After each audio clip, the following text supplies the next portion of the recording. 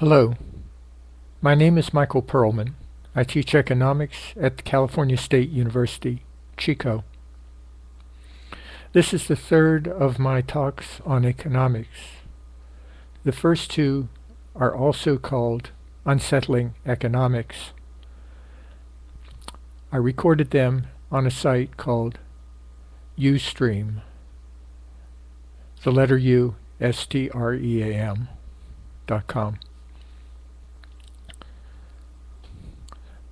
In my first two talks, what I did was to talk about the way that capital is invested without any knowledge of the future. This gamble also means that people invest not knowing what the future will bring. I added this to the idea that modern technology usually has economies of scale. An economy of scale means that the same unit of production, say a factory, by installing more modern equipment, can produce much more output. This economy of scale has two different effects. First of all, the economy of scale means that if all of the companies want to continue in the same business, once one of these scale increasing technologies comes about, companies will either have to increase their production, probably by more than the market can absorb, or they must drop out of the market. If they do increase production in this way, prices will drop to the cost of producing one more unit. The second problem is the scale producing technology reduces the cost of producing one more unit, marginal cost. As a result, what happens is that the I'm looking to see if this is recording. Good, just checking. I didn't want to have to do it again. Okay, so what happens is if prices go down to marginal cost, companies are not able to absorb the fixed costs that they've laid out in investing in the equipment. As a result, competition tends to be destructive, leading to price decreases that are unsustainable. Bankruptcies become common, and general crises occur. I also described how companies try to avoid competition through government regulation, the formation of cartels, and other anti-competitive business.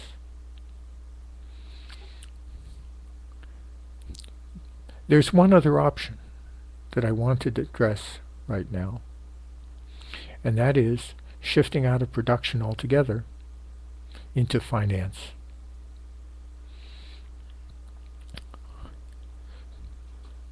But before I do that, let me talk about the cartels and the government regulation. The cartels tend to preserve or protect the business from price reductions. But at the same time, they have the effect of reducing the competitive need to improve technology. You can see this very clearly in the automobile industry. In the early 1900s, there were probably 200 or more automobile producers. There were even 3 different kinds of automobiles out there: steam, electrical, and internal combustion. And there was a rapid development of innovation. Within a relatively short time, many of the competitors fell away until by the post-war period, say the 1950s, there were three major companies, a couple minor companies like Studebaker, Hudson, and Packard. Then even these fell away. And competition virtually disappeared from the automobile industry. As a result, there were virtually no real technological improvements coming out of the automobile industry. I remember an article in Monthly Review that said the automobile industry has not produced any new technology in recent years except for the windshield wipers. Then the movie came out about the man who invented the windshield wipers, saying it didn't come from the automobile industry at all. I knew about this before because he wrote a letter to Monthly Review, which I've never been able to locate, saying that he had invented the windshield wiper, the one major innovation that came out of the modern automobile industry. Lacking competitive pressure, the automobile industry became very vulnerable to foreign competition. When competition began, Henry Ford famously said about Volkswagen's, mini cars mean mini profits, meaning we don't have to worry about that. We know what happened to the American automobile industry.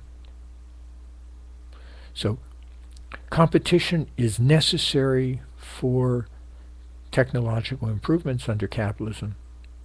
Competition is destructive of the total economy in terms of avoiding crises under capitalism. This is one of a series of contradictions within capitalism that the system has never been able to solve. So now I want to turn to one of the major strategies for avoiding this kind of competition among producers, and that is to turn to financialization. As companies avoided producing in areas that were competitive, or companies or capital in general, they turned to finance. In my first talks, I described railroads because this was the major industry in the late 19th century in the United States. And the railroads experienced terrible competition, and as a result, they went bankrupt repeatedly, much like the airlines in recent years, for the same reason. The cost of hauling another passenger or the cost of hauling another ton of freight is insignificant. The real costs are fixed costs. So prices would go down to the cost of hauling one more passenger, hauling one more ton of freight, and the companies would go bankrupt. One of the major railroads was Southern Pacific. Southern Pacific, turning now to modern times, owned enormous swaths of right-of-way.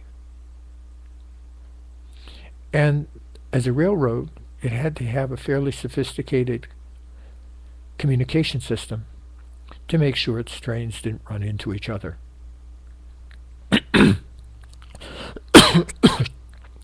Excuse me. This gave rise to Sprint, Southern Pacific Railway. I don't remember what INT stands for, but Sprint became a major player, not one of the great players in information technology. But pure financialization has high fixed costs, zero marginal costs, or very small marginal costs, and enormous potential profits. And because of the large setup costs, very few companies can break into the business. That is, they create, by the structure of the great financial companies, a cartel that makes it very, very difficult for new competition to arrive. Financialization, however, creates serious problems as well. Because with financialization and deindustrialization, which was the flip side of financialization, the kind of service industries that were supposed to keep the economy afloat become less and less viable. Let me explain. If you look at the history of banking, you'll see that banking followed major industrial activity. In the medieval period, what you saw was that trade was the closest thing to industry. And as trade began to center on the Italian peninsula, Italy became the center of great banking. As Holland developed a combination of trade and shipbuilding and transportation, banking shifted up to Holland. Then as the Industrial Revolution occurred in England, banking shifted to England. And then finally, as industry began in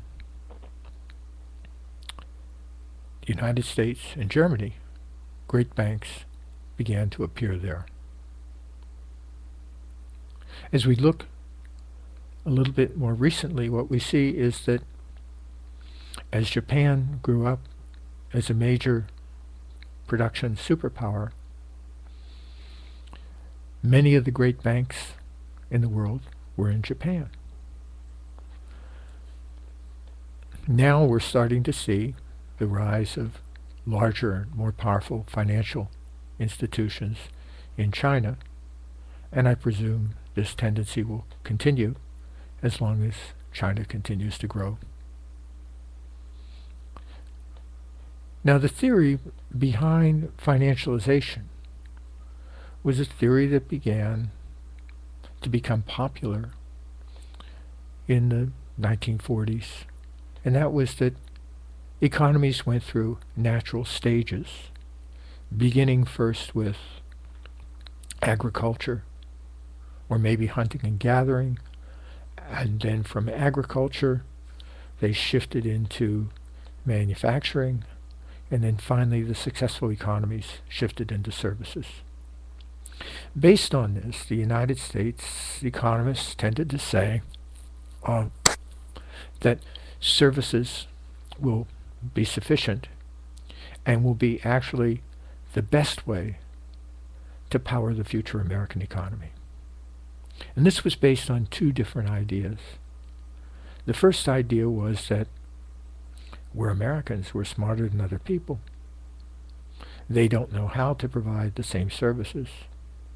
Well, this has been proven to be untrue, and was ridiculous on the face of it.